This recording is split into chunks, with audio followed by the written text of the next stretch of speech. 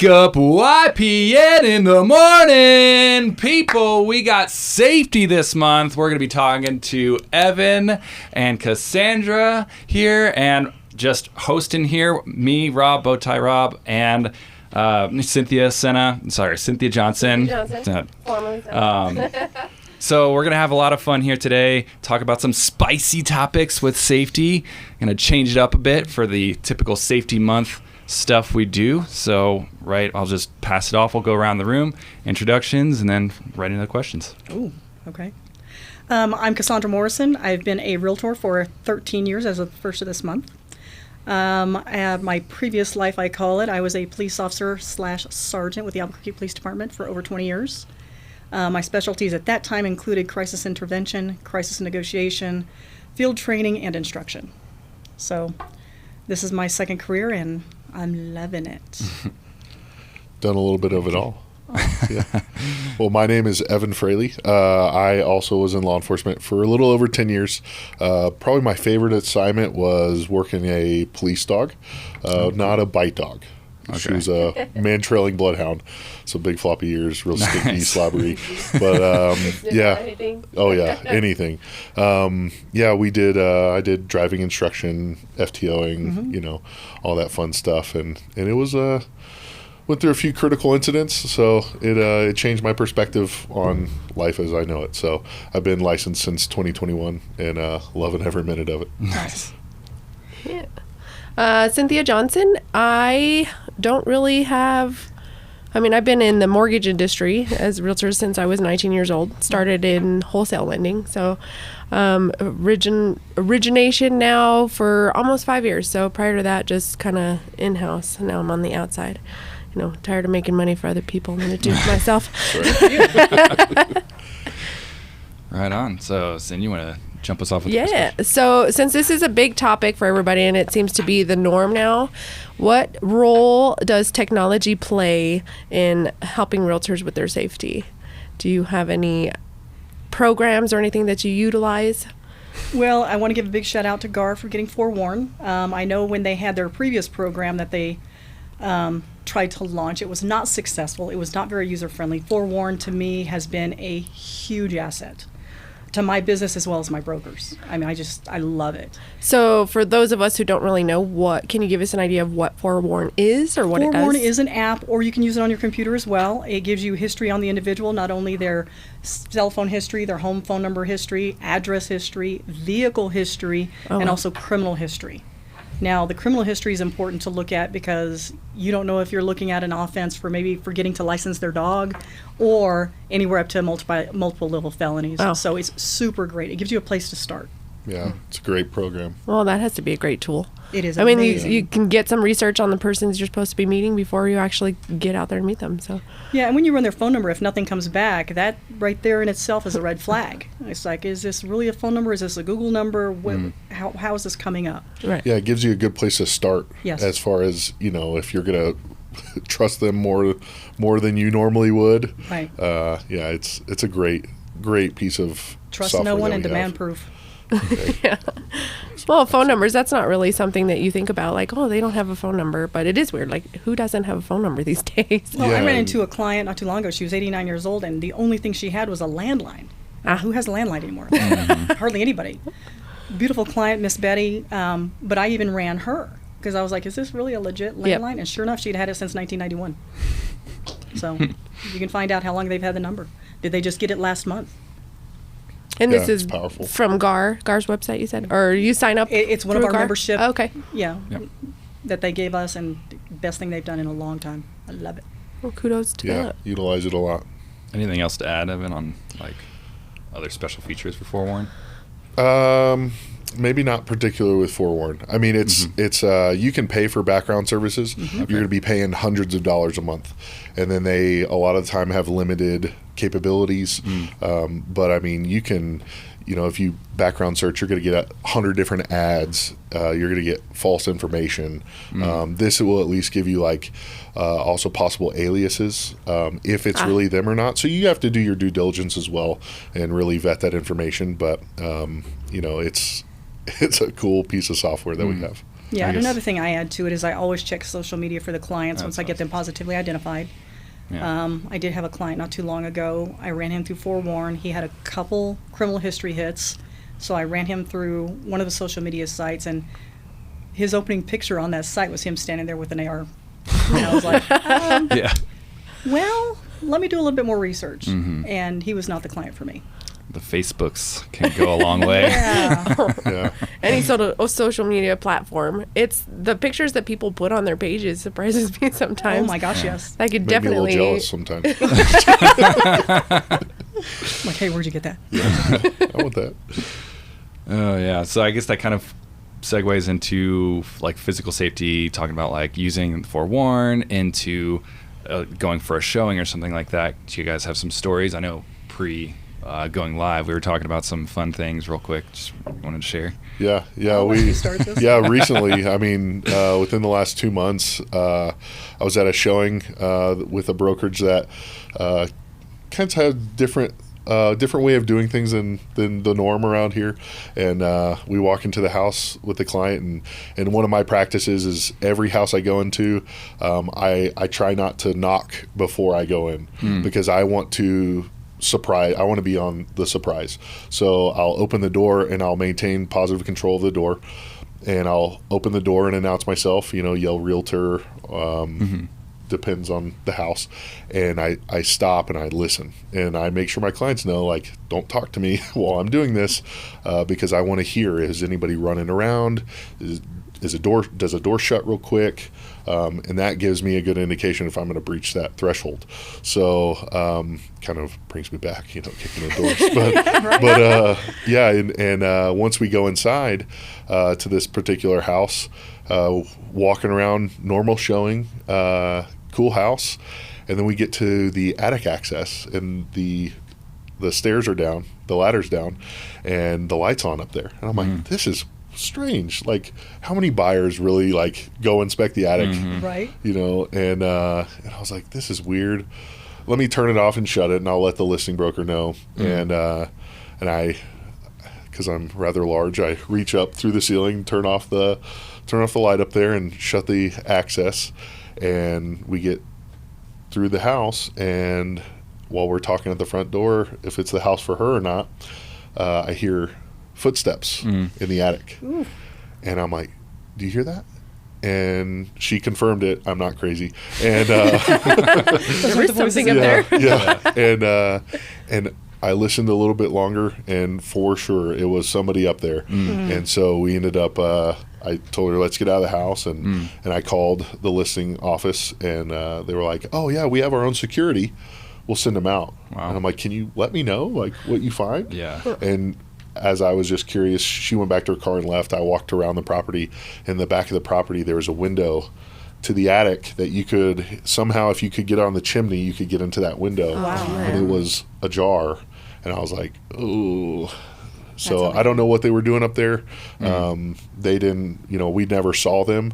They never gave me an update what they found. But that was one of those things where if we weren't attentive, you got to be attentive on these showings because you never know. Totally. Well, and you know this. I mean, anytime you're doing anything, you have to keep your head on a swivel. You have to be looking at your six. You have to be looking behind you. You have to listen to things that you don't normally hear in a house that's not supposed to have anybody in it. And I saw, actually it was like a TikTok the other day, this guy was getting gas in Chicago and put his little credit card in, stood there, didn't even put the gas pump into his car yet. He just kept looking around and looking around. Nobody was around him. He put it in this pump and he just stood there and he kept looking around. I'm like, that is exactly what people need to be doing. Crime in the city has gone up. We can fill in the blank for what reason, but you have to have your head on a swivel, even inside of a grocery store. It doesn't matter what you're doing, you've got to pay attention. One of the funny stories I have, kind of piggybacking on Evan's, is I had a property I was showing up on the west side. Nice area of town, beautiful house. It was occupied by tenants, made a 24-hour appointment with the tenants, showed up with the buyers, wonderful couple, knock and announce, hey, realtor's here, sit there, nothing. So we enter, we start looking at the bottom floor. Bottom floor is clear, beautiful house. They went out to the backyard, and all of a sudden I start hearing something upstairs. And I was like, so I went and got my clients and told them to step out of the house for a minute. And they're like, what do you hear? And I said, I don't know. I hear something coming from upstairs. So went upstairs to see what it was, and it was a beautiful landing at the top of the stairs where I had the 2 double doors that open, and they went right into the master suite. And it was 2 adult tenants having adult relations. Oh my God. And I just said, excuse me, and I excused myself from the the direction property. I thought that was going. Yeah, excused myself from the property and went and told my clients we are not going to be viewing the upstairs today. Wow. And I was probably as red as a tomato. Oh Well, my God. and you hear that. I mean, I Yeah. can't tell you how many times I've heard like the shower story where they don't hear you because they're in the shower and you walk into the bathroom Surprise. and, yeah. Yeah. It happens. Thankfully, it's as innocent as that, Very Right. innocent, Like, yeah. You talk about head on a swivel and stuff, and I know like it's sort of peeling into civilian life with like we now have trainings like the virtual stuff of like active shooter, and if that's not already in your mind, like you're saying, grocery store, etc., right? That absolutely should be a thing to think about for your one-on-one showings, right? Like, and it's easy to sit here and say like, oh, here's the tips, right? Do the things, but like you really got to be active in doing them. And I know Right. with me, like out in public with my kids, it's so much going on. It's just hard It's hard to like. But be even when you're yeah. setting up for an open house, which is one of the dangerous situations you could put yourself in as a realtor, when you're setting up for an open house, do you take time to go in and clear that home to make sure nobody else is in it when you get there? And Totally. when I worked narcotics years ago, this is back in the mid to late 90s, I mean, we found a woman inside of a dishwasher. That is My- a very small space. Oh my Pokey. gosh. Yeah. Ew. So I'm telling you, Jeez. if that person can hide in a dishwasher, when I go in and prepare an open house, Like a live person? she was alive. Okay. Yeah. That's, I'm like, is that the first thing you go to is the dishwasher No, now? Like, I do this has happened to me Throw some before. I'm just cascade in saying. there and turn it on. put it Yeah. on hot. Yeah. Oh, No, man. but I go Oh, into a house and I jeez. have a methodical way that I go in and I clear houses anywhere I think a human person could hide. Whether it is a dishwasher, whether it's a trash compactor is probably a child size, but it can still happen. But anything that I can think of that they can hide in, and I see brokers, they show up like 10 minutes before their open house starts, and it's like, that's not enough time to get prepared. That's a dangerous situation that they're walking in. Yeah. You're absolutely taking a risk every A time. huge risk. Like, I've seen Ocean's 11. Yeah, right? They can hide in that trash compactor. Absolutely. We were on a realtor tour one time. Gosh, this goes back. It was over off of about Washington and Copper. And it was the second house on the tour. And I, again, have a methodical way that I approach houses. I'll drive past the house, make a U-turn, and come back. 2 reasons I do that. Number one, I want to get a view of all sides of the house as I'm approaching. Second of all, I came in that direction. So if I have to leave, hurry, I can go out the same egress. direction. Totally. So I park my car and I start to walk up and I start looking at the right side of the house. And right side had the garage on it, then it had a garage door going on the inside, then it had a couple windows, probably living room or kitchen or something. And I noticed that the door looked like it was open. And I was like, okay, you see all these realtors getting out of their cars, they're running towards the front of the house, they're getting ready to go in because we're in a hurry, we got to get this done. And I'm like, stop. What are you doing? There's an open door on the side of the garage. And they're like, the listing broker was there, and I'm like, and I knew one of the other people who was on the tour, he was concealed carry permitted also. So we told everybody, retreat, go to your car, hang out, let us see what we can find. Sure enough, when we got in the door, there was a bedroll in the living room. A homeless person had gone in there.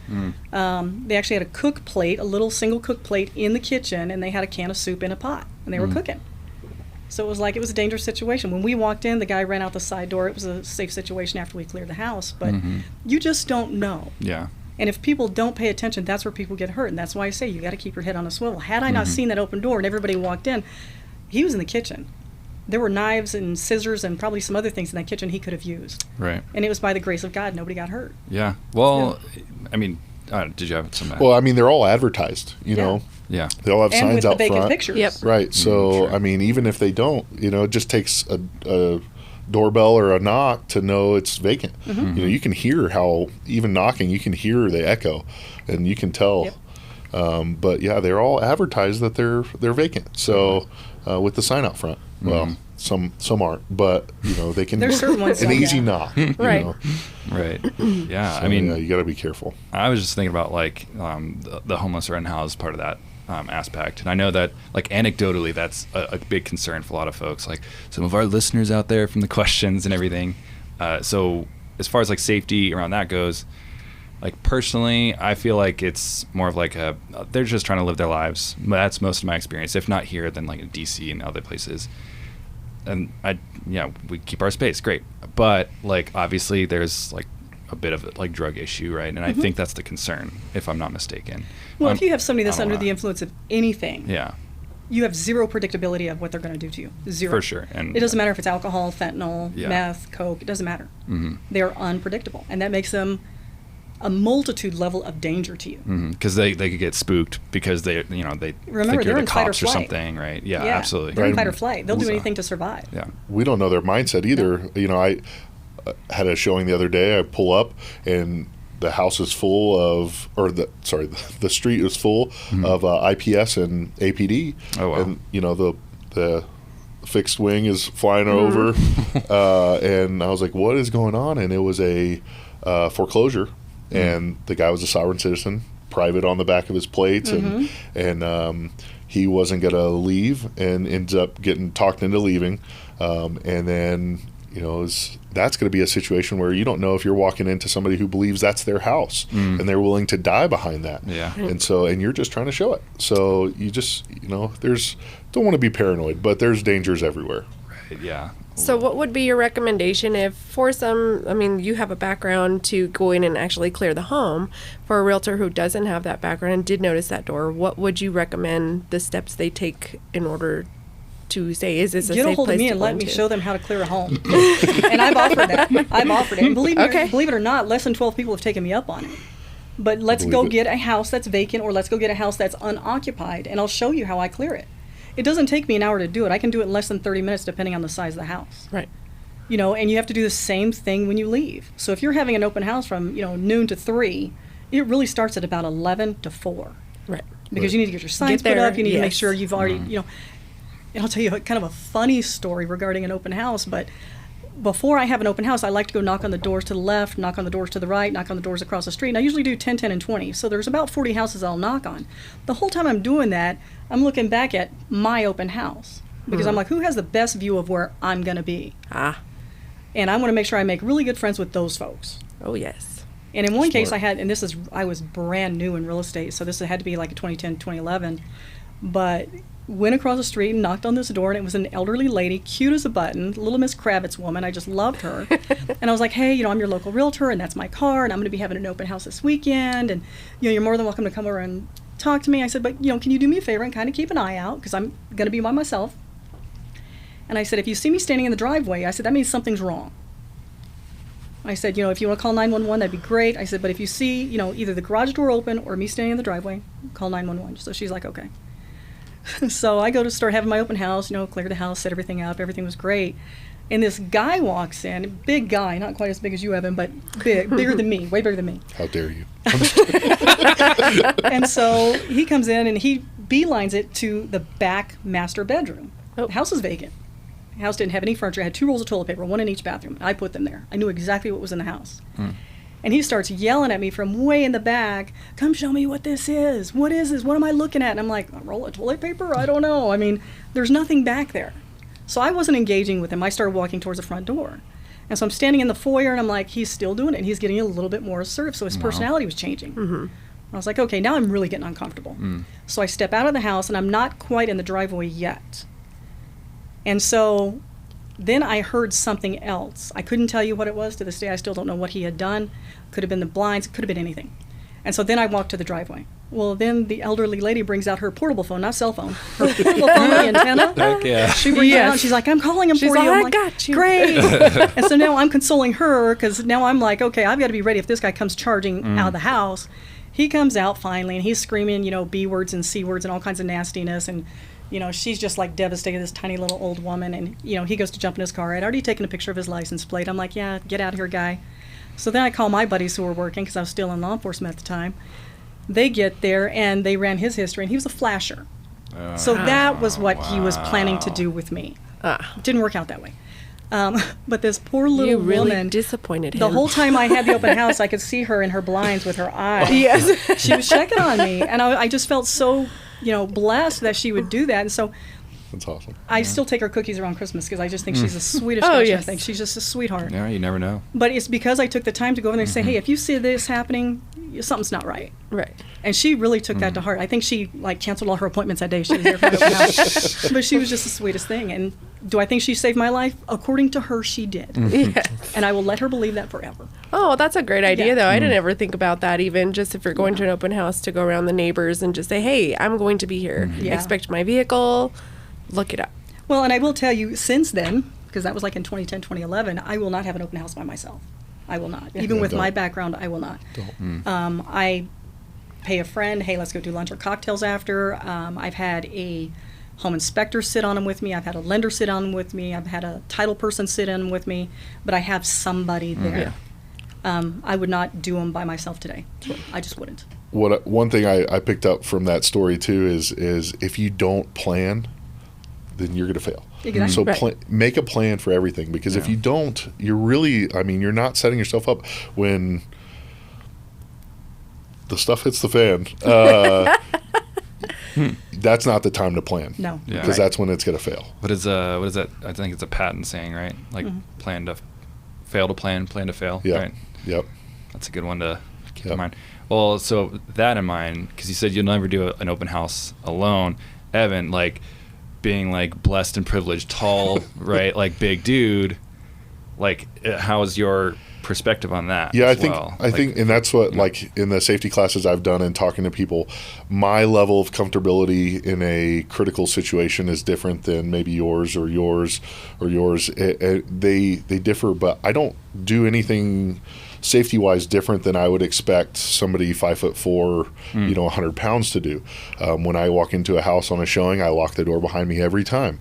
Open houses, I don't do them by myself. It is not worth. Plus, in our day and age, there's so much liability for somebody to make an accusation Right. for a male or female. Hey, they did this and that to me. They said this and that. They made me feel uncomfortable. I want another witness because I know Right. my character. But it's a jury may not. But don't want to be tried and, by 12. I'd rather yeah. be tried by 12 than carried by 6. Yeah, and I'm telling you, if I have to put my hands on you because you did something else, I want somebody else going, yeah, it wasn't his fault. Yeah, Yeah. exactly. That's a great point. There's been numerous instances where brokers have been inappropriately approached. We had one the other day. She was at an open house with another person, 2 people, male and female, having an open house, great brokers, and a buyer, and I say buyer in quotes because I don't think it was a true buyer. I think he was going there to pick up on somebody. He asked her if she would come out and look at his car. He had a Corvette.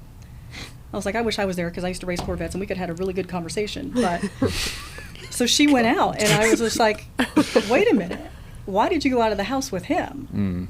And so her and I had a safety conversation about, first of all, the person who was there to protect you, the other broker, was in the house. You were out here by yourself with this person. You were next to his car. So many things could have happened. Totally. So many things could have happened. When I started telling her, and she's not from this country, English is a second language for her. When I started explaining to her, these are things that could have happened to you, she almost started to cry. Oh, yeah. Because It's that people don't fear. think of the what ifs. Right. I pull into a convenience store, a grocery store, or a gas station. I always think, what if somebody's running out that door with a gun because they just robbed it and I'm just getting gas? I think of stuff like that constantly. Yeah. I guess other people don't. Right. So, when I started telling her, what if he would have done this? What if he would offer to give you a ride? What if he put you in the car and took you to a different location?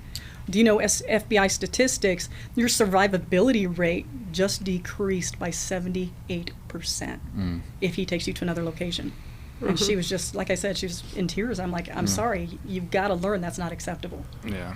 Yeah, For cool sure. car, sure, but no. And then when I did research on the guy from the information that she had, the guy did not live in $1 million home. He lived in a trailer in a interesting area of town. And so she just couldn't believe it. Yeah, no buyer or potential buyer is worth your safety or No. your life. No, or seller for that matter, no. Well, that's something I have to work on too. I'm a very trusting person. Same. I always want to believe the best of people. Like, For sure. oh, they could never do that. And I'm told a lot myself. Quit being so trusting. Like, something can happen just because you don't think it is. It can. So that's something I have to work on as well, because I would have done the same thing. Oh, cool, let me go check it out. And just out of sight, out of mind. I don't think of all the bad things that can happen. And that's so hard to, like, being out of the law enforcement industry. It jades you to humanity, and it jades you to what people can do and what people are capable of. I wish I trusted people a little bit more, but if your life is threatened, or if somebody is threatening somebody else's life, you need to have a plan for it. Right. I think the biggest thing out of all this is have a plan. Think about situations, and you're going to mentally prepare for them a lot better than if you were just surprised by them. Yeah. You know, there was a situation that happened at my house not too long ago. Laying in bed 6 o'clock in the morning, and all of a sudden I started hearing these huge booms and people screaming. And I don't live in a bad area of town, no. I live in a decent area of town. Same zip code I grew up in, so I love it. And first thing in my mind was grab a gun and find out what's going on. Now I live in a very secure house. I have wrought iron. It's kind of a little fortress. But my first action was, am I being attacked? And so I get up, I go to my front door, and I've got cameras. I got 6 cameras on the front of my house. You know, I'm scrolling, saying, okay, and I'm seeing all these people out in the front, cars everywhere, and I'm like, what is happening? I felt like my neighborhood was under attack. Now, I'm not really concerned about my neighborhood. I'm more concerned about me and my dog. So my first course of business was open the door and find out what's going on. The first person I saw was a guy with FBI on the back of his vest. I was like, oh my God. Wow. And, you know, he was so sweet, bless his little heart. He was like, ma'am, you need to stay in your house for your safety. I'm thinking, I'm carrying a bigger gun than you're carrying. But that's okay. Whatever you I got your back.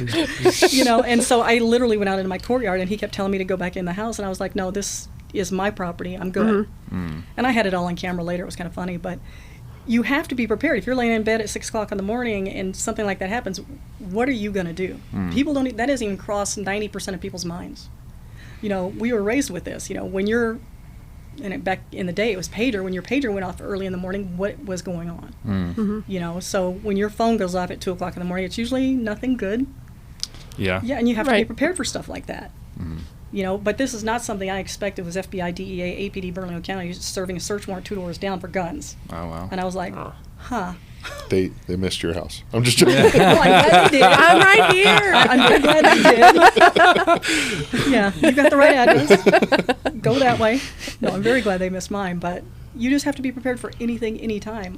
One of my brokers came to me, and for some reason in my company, in my brokerage, everybody comes to me with their safety issues. Hey, Cass, this happened to me. Wonder why. You've got the experience. I'd be I'm like good the with first that. person I think every company needs to have like a safety broker. Oh, totally. To where you have like, okay, if this happened to her and it happened to him and it happened to her, then we need to put out a little bulletin for everybody. Yes. Say, hey, Right. be careful, Absolutely. y'all, you know, this is what's going on. But he came to me, actually he called me, and he's just like, you could hear in his voice, it was real feathery, and I was like, are you okay, first of all? I don't know what's going on. And he goes, I think I just almost got carjacked. And I was like, wait, what? He goes, yeah, I'm driving down the street, just finished showing a property. His client was not in the same vehicle as him. They were in their own vehicle.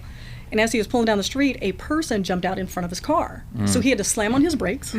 Once he slammed on his brakes and got stopped, somebody tried to open his driver door. And he has one of those cars that automatically lock. Yeah. Which is good. Good thing. Absolutely. And so they didn't get in, and he's also CCW permitted, so he pulled his gun, and he was just like, you know, pointing at the guy that was trying to open his door. Then he yelled at the other guy, and they both moved out of the way, and he was able to continue. Nobody got hurt. Nothing happened. Thank goodness. But that's situational awareness. Like, he had his gun available right then and there. Had he not had it, what would have happened? Nobody knows. Right. We can play the guessing game on that all day long. But for him to come to me, and I was just like, okay, what was going through your mind? He goes, well, I just wanted to get out of there. And I was like, okay. And you did the right thing. It's the best thing. You did the right thing. He never pulled the trigger, never put his finger on the trigger. He's a, you know, very intelligent human being. But you just never know. I like that takeaway, though. Like, if nobody gets anything from this podcast, have a safety rep. At your brokerage. At your brokerage. Yes. Like, that's just like Absolutely. something that I've Super great idea. in the military, you know, like can they do. freelance, There's too. always I'm available for hire. there's always like secondary positions for things, safety and all. And a lot of times what they do in the military is like, all right, it's the summer, it's hot out there, guys. Here's your safety. Here's your and electrolyte Thanksgiving, popsicles. totally. Thanksgiving time, it's like when you're cooking your turkey and all those silly things.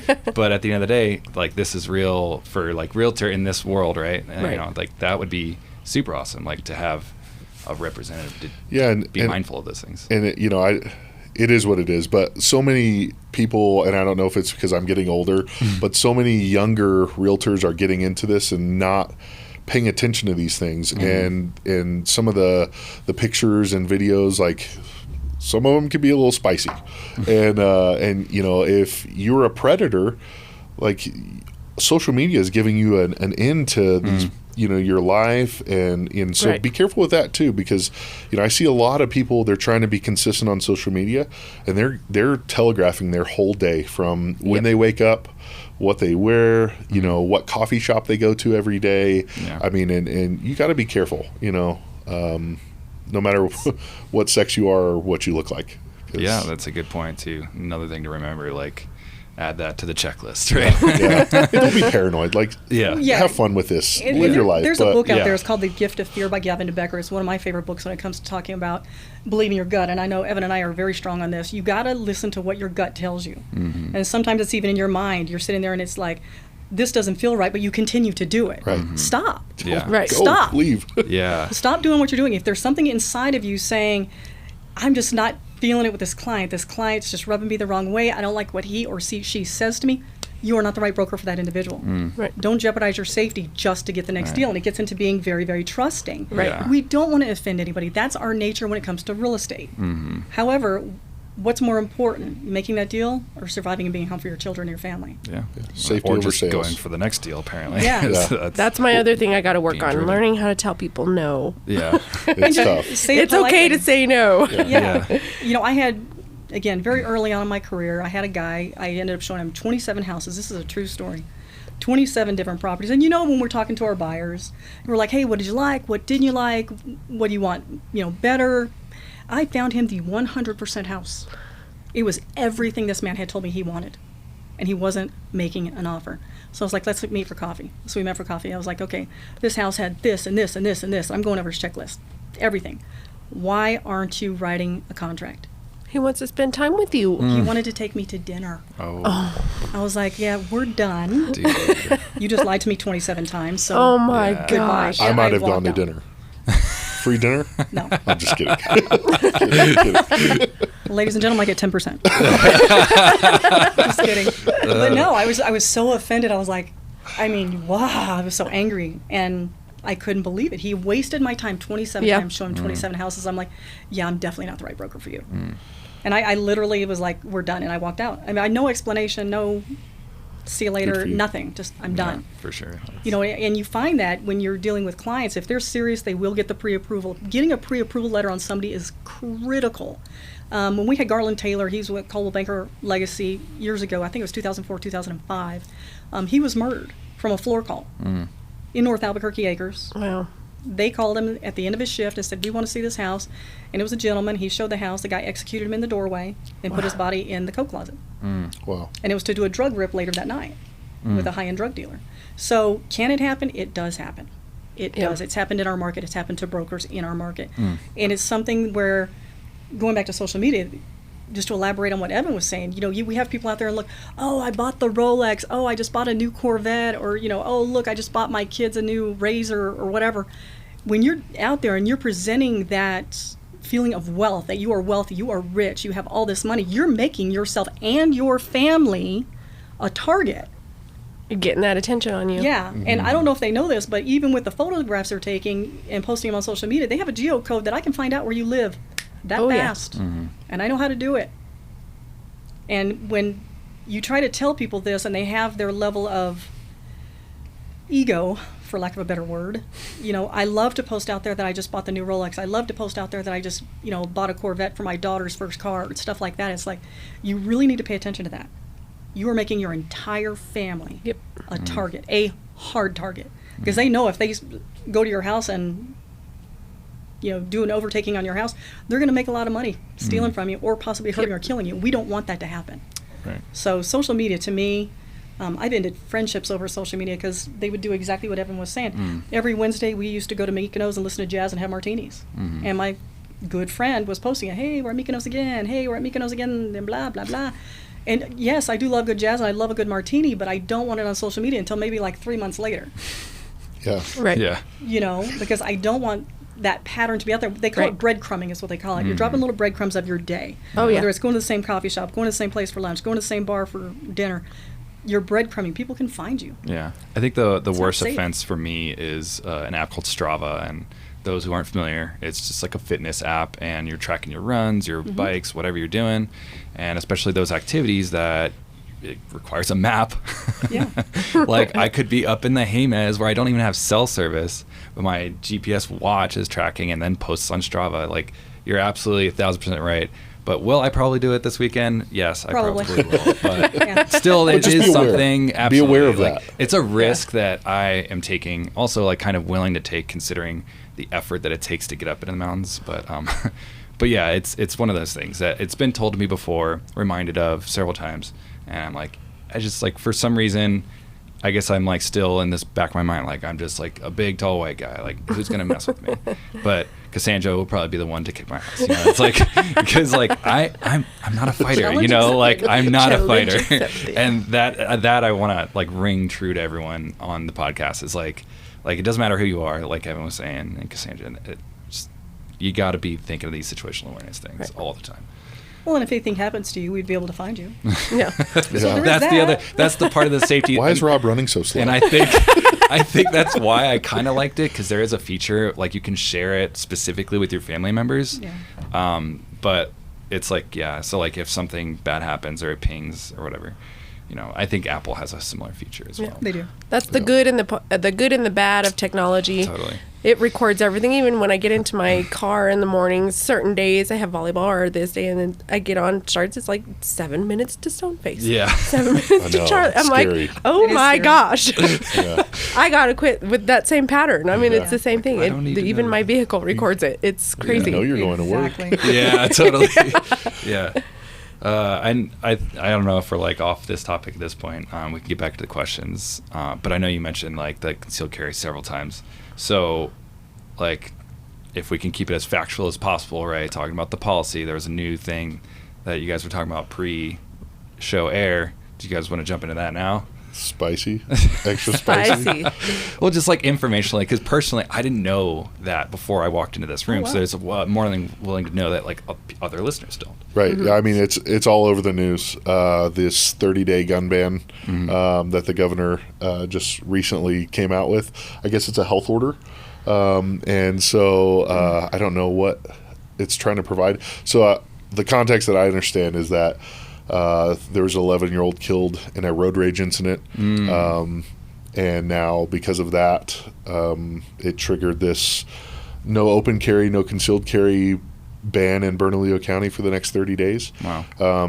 You know, my opinion, this is mine of my own, not anybody else I'm affiliated with. I mean, it's unconstitutional, and it's a danger to law-abiding citizens. I mean, the fact that you ban open carry and concealed carry when this incident happened for somebody carrying in a vehicle, even and A vehicle is an extension of your home. Yeah, You can carry a weapon in your vehicle. and you're not doing anything but disarming the people who are actually going to listen to the order. Well, Right. Was the person with the gun in this scenario, did they have concealed carry? Is that why? We don't know. Nobody knows. I don't It's think not they're. even- not I in don't think custody. they've. Yeah, they've okay. been arrested or identified yet. Gotcha, Just the okay. vehicle, but even then, you know, it's tough for those of us who want to abide by the law because it's like, well, shoot, am I going to get hemmed up for this? Am I going to get arrested for this? Am I a bad person for this? And your morality comes into play, and you really kind of question what am I supposed to be doing? Well, and the governor even admitted during her press conference that she knew criminals were not going to abide by this, but she expected the law-abiding citizens to abide by this. So what? Yeah, and what does it help? It Yeah, doesn't help it's- anything. it's sort So of those like people who could actually help a situation And when have helped the something has situation in Albuquerque, New arises Mexico. are now being disarmed Correct. and Yes. Yeah, it's completely inappropriate in my opinion. It's 100% unconstitutional, Yeah. and for her to sit there and also make a statement that constitutional rights are not absolute, they absolutely are absolute. And these are her words. Yeah, I think I would. You know, I I think he was going to talk today. I didn't catch it, but if he did, but I really hope some of our, our leaders in law enforcement step up against this, because this is one of those moments, there's this like saying like, oh, I lost my guns in a boating accident, and really, I mean, if you have to lose your guns in a boating accident, it's probably time to exercise that right. And I'm not advocating violence at all with that. But what I mean is, if the law-abiding people are being punished for a criminal's actions, we have a big problem. And so, I would much rather get in trouble. Yeah, I know several people out there that are willing to take the risk. They're like, I will not be a victim. No, and I it is a misdemeanor agree. from what's been said. Well, And, it's civil. And state police are the only law enforcement agency that are having to enforce it. That's another thing. Albuquerque Police Department has come out and said, we're not going to enforce it. Oh, wow. The mayor of Counties. Albuquerque has come out and said, APD is not going to enforce it, but state police has to. Wow. And I know many people that are just like, I'll take my lumps if they happen. Yeah. Well, I think playing devil's advocate here, like, at the very least, the way I see this is it's just a 30-day social experiment. Yeah. Right? Like, we'll kind I'm of see sorry, what happens. she but- doesn't have permission to use me as an experiment. Well, yeah, I'm just Right. throwing something out. Yeah. Where's my compensation for that? Yeah, I mean, it's a dangerous social experiment. I mean, Right. I've had times as a police officer. I was probably 2 months on my own after the training program, and I had to pull my gun on a guy with a knife, and he was behind a set of cars from us, but I looked behind me and there's this dude with a revolver, and I'm like, Whoa. and he was like, oh, I got your back. That was the most frightening thing for me. But the clear threat was in front of me. And after, we had to talk to him about it. But, that situation, like, he was there in his best intentions to protect me. And I think, But yeah, what happened to the 11-year-old boy and his aunt, absolutely tragic. Absolutely. I wouldn't wish that. I've responded to plenty of calls like that. And the unfortunate part is criminals are going to be criminals. Right, I mean, yeah. meth's illegal. It's been illegal for It's ever. yeah, Right. It's certainly hard to point the finger, right? Like it's. But be safe. I mean, I understand this is there, and people want to try to follow the law and everything like that. But be safe. Yeah, I guess like from a realtor GAR standpoint, it's like, what do you do with that? I'm Follow not the owner gut. of a Follow the brokerage, gut. And even if I were the owner of a brokerage, I would not condone concealed carry because I wouldn't want the liability that goes with it. Oh, But I okay. will not tell my brokers at the same time what your constitutional rights are going to be. So there's Right. that. Yeah, it's a good fine line to stay. And Right. as a broker, I would not condone it Yeah. because I don't want the liability. Well, with any concealed carry, I think nobody should know you're carrying until It's necessary. it's life or situation. death. Yeah. Right.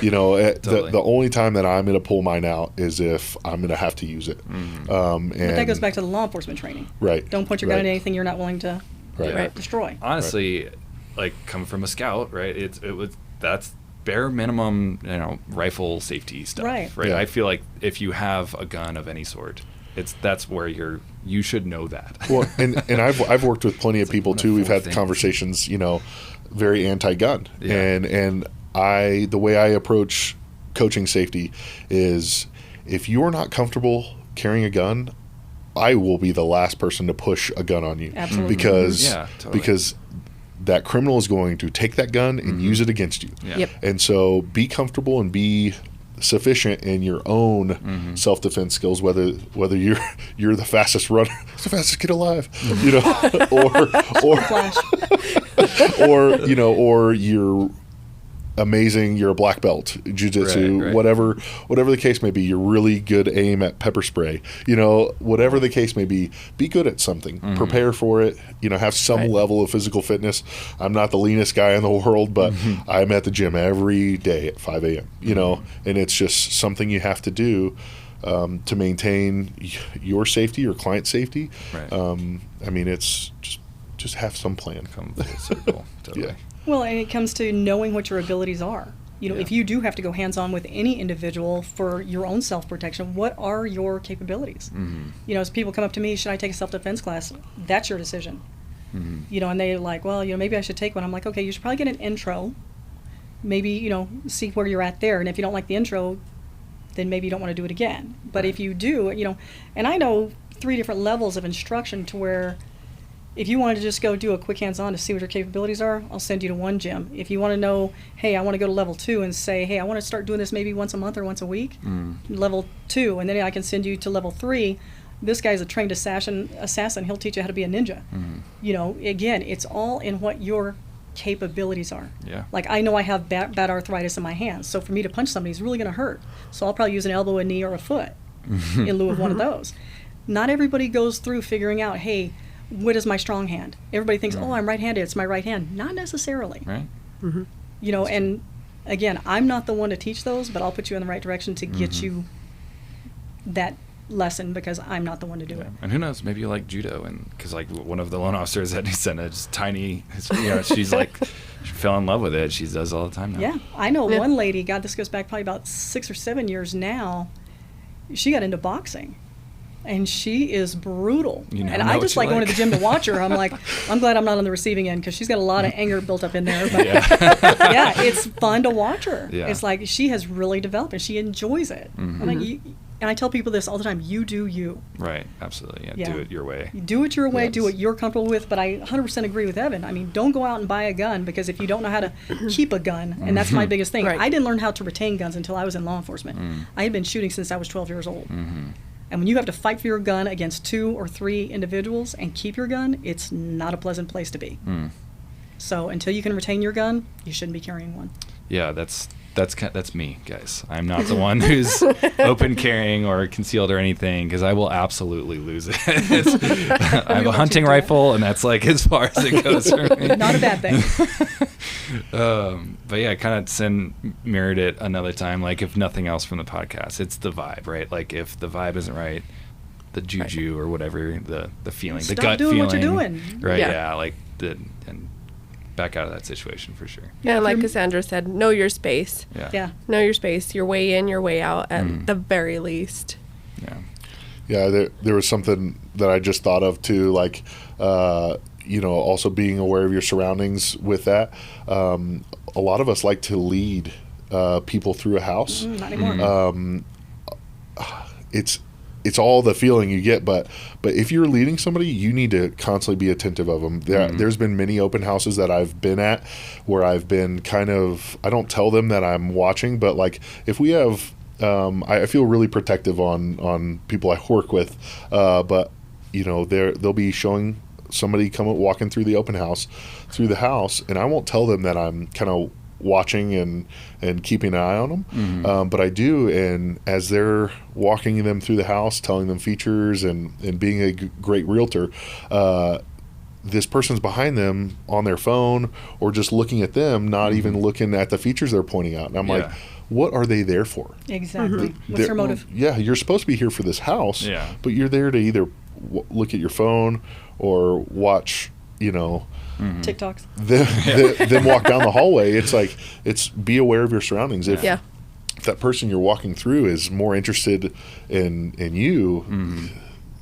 take that as a clear sign. Yeah, well, that kind of plays into another point, and I feel like a lot of these things we talk about, other than safety, play into just great sales tactics, right? Because thinking from like a theater point of view, where like you don't want your back to your audience and everything, right? And if you're there for the buyer, you know, you're probably either walking sideways leading them or just do the Pentagon Tours thing where you're walking backwards. I don't know. But like, you know, Cassandra said, do that door knock, the neighborhood thing and everything. Like that's a safety thing, obviously, but I'm willing to bet you probably got a deal or two out of just door knocking those More neighborhoods before. Absolutely. See?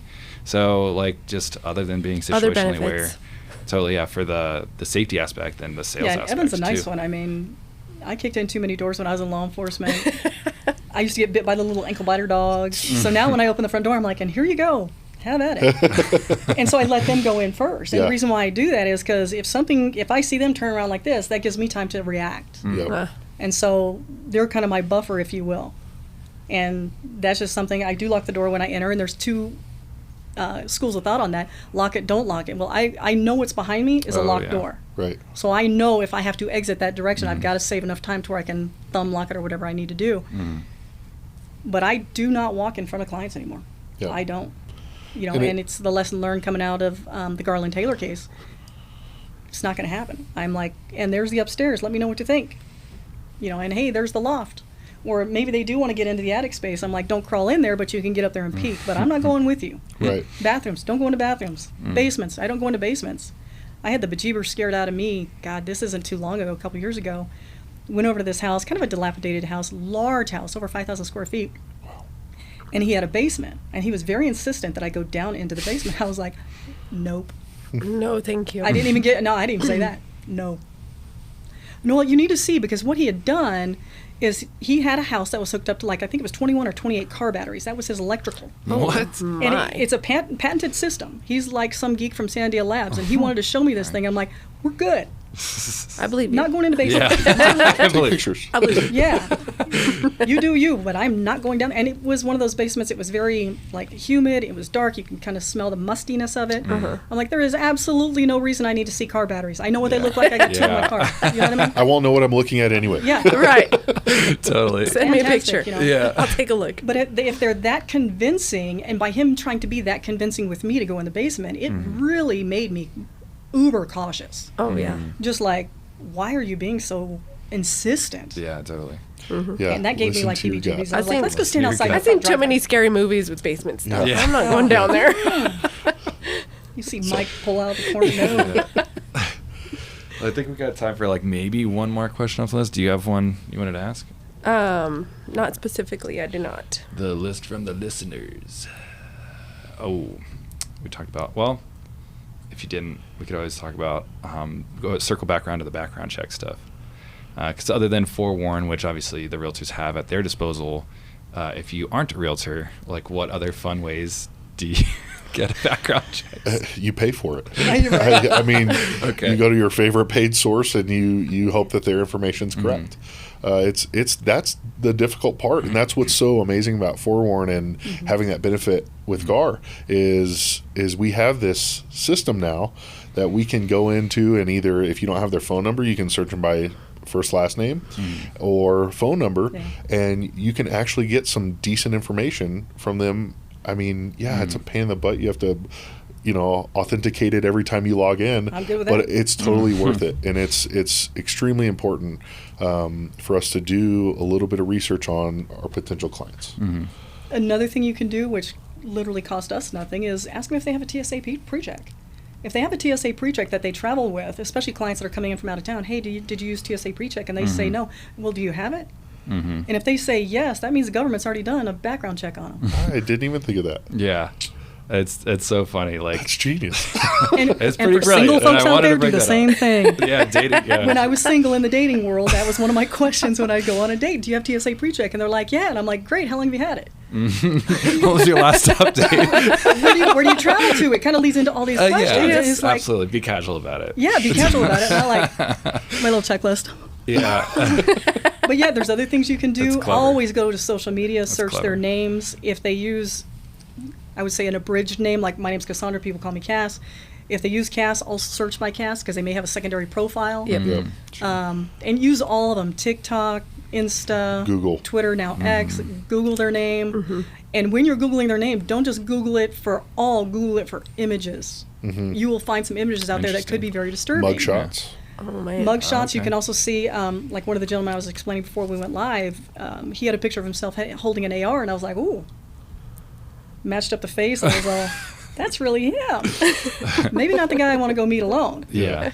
Probably call somebody like Evan. It's like, Bring I'll your take SWAT that kit class. with you because I need Evan today. But that's what I'm saying. I mean, there's so many things you can do on your own. You can go to the Watchdog website, which is where they house the information on sex offenders. You can see if they are a sex offender, what kind of sex offender they are. Do they violate children? Do they violate seniors? Do they violate anybody? You can also, I think one of the questions we probably get asked a lot, what's a safe neighborhood? Right. Well, when you find it, let me know. Because crime is in every neighborhood. Right. Absolutely. And so you just have to tell the brokers that you work with, do your due diligence on your clients just like you would on somebody you were going to date. That's what I would do. You can go to the NewMexicoCourts.gov. You can look in there. You can go to the county clerk's office, see what's been filed in there, how many times they've been married, for instance. There's so many things you can do that are free. Right. Now, we are so fortunate that we have Forewarn that's included in our membership dues. And please, I hope they never get rid of that, because that's one of the best tools they've given us in years. But always, always, always do your own due diligence, just like we tell our buyers to do about the neighborhood. True. You know, Right. I used to give out websites to buyers and say, hey, here's some websites you want to check for crime. I don't do that anymore, because I learned that they're at least 30 days behind. You know, like we wouldn't see the homicide of the young 11-year-old boy. We won't see that for at least 30 days. Wow. So if I tell somebody to search that area, they're not going to see it, and that's not fair. So I just tell them, look, you have to figure out what works best for you. Yep. The only one I'm really comfortable handing out is the watchdog one. And I just tell the client, look, there's a sex offender website out there. It's watchdog something something. Find it and research it if that's important to you. Yeah, protect yourself from the liability. Make them Yeah, go do they've their got to research. find it. I don't want to give them, watchdog.us.gov. I don't Yeah. do any of that. No, Yeah. never. So as realtors, when you're finding information about your customers or potential clients, is there anything that has come up that has provoked you to ask questions of your clients to see if you would continue to work with them? I've had things Are come you- up to say I'm not going to work with this individual. But you've never like asked them questions like, hey, so this... So you forgot to license your dog back in 1979? Yeah. How dare you? What kind of dog was it? No. Right. No, usually you can make an educated decision if Okay. there's something, you know, like if it's kidnapping, for instance, kidnapping, abduction, it was from another state. It wasn't a conviction here locally, but it was from another state.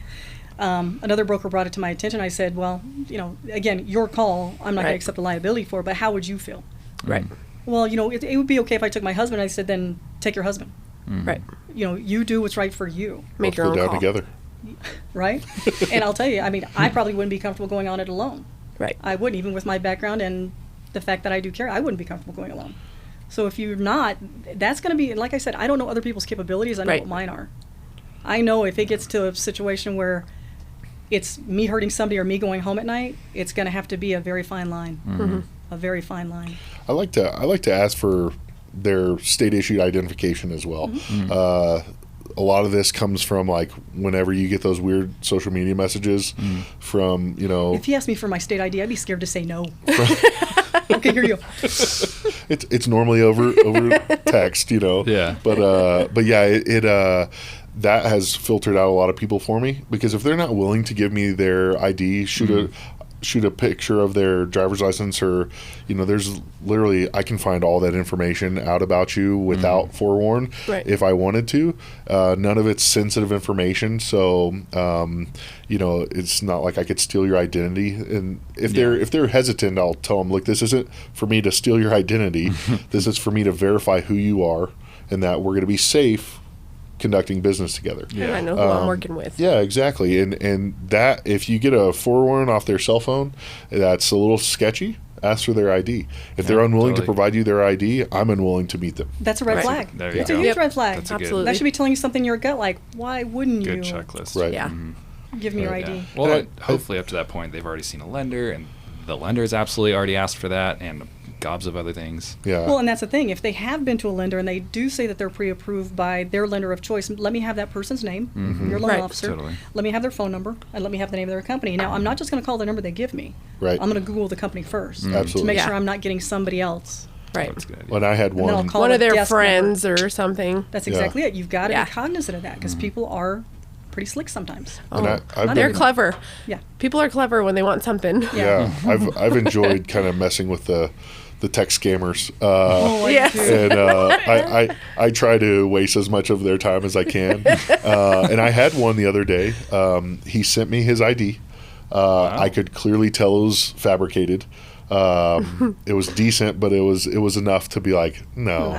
And then when he sent me his proof of funds, because he was a cash buyer, you know, from Wells Fargo, all the account information was blacked out, which Redacted, I'm okay with that.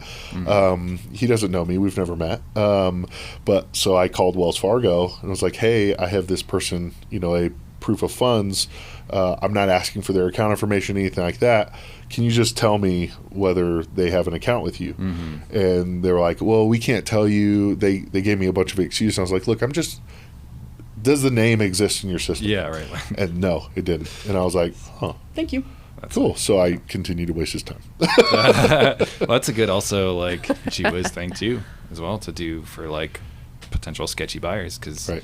it's sometimes there's that fine line between like, well, I got to feed my family, got to Right. get this next deal, and And that's where we yourself at drop risk. our Yeah. intuition. Right. And that's where, the safety over sales, because Always. you do not want to risk. I mean, your family needs you. That's why you're working for money, not staying home. Some people are blessed to be able to stay home and on one income. But, this job, I mean, everybody goes out and tries to do their best, tries to sell as much as they can. Right. And if you're not there to make sales because you made a bad decision, and I definitely don't want to victim shame, but the bad is out there. So Right. we have to be careful. Absolutely. Well, cool. This has been great. Hopefully our listeners got a lot out of it, because I know I did. But did you guys want to plug anything? We'll go around the room before we end the session. Don't forget to attend my next Realtor Safety Awareness class when it comes up. Oh, there you go. Yeah. I'm going to attend. Heck yes. I should have you co-teach it with me. Of course, we'll be like this, though. No, I don't have anything else. Thanks for Okay. having me. Right on. This has been great. Yeah, Thanks for it was joining fun. us. Yeah. We appreciate it. Sin, did you have anything to plug? No. Hope y'all Well, had a good show. I know I got something to plug, because there's our YPN coffee meetups Yes. every month. Thursday at 10 a.m. Friday, Friday. What did I say? Thursday. In my head, Friday. I said Friday. So Friday, 10 a.m. Friday, Yes. third Friday of the month at Napoli, 10 a.m. Correct. Be there, be square. Also, we are fixing to do a Halloween event Yes. coming up next month, and fingers crossed we can nail that on. It's still TBD, so don't eat me up for this, but the 13th, Friday the 13th. Friday the 13th. Spooky. And it'll be here at GAR. So Yes. Super looking cool. forward to that. Is there anything else I might have missed as far as events coming up? Garbolathon.